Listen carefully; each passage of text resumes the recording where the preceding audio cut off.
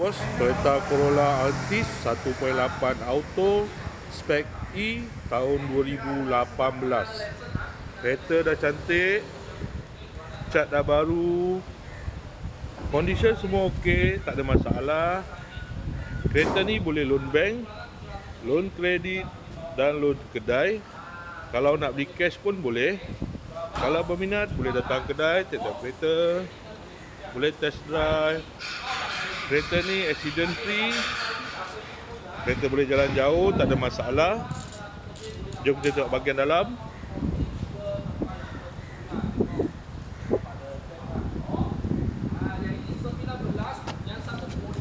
Dalam masih cantik lagi.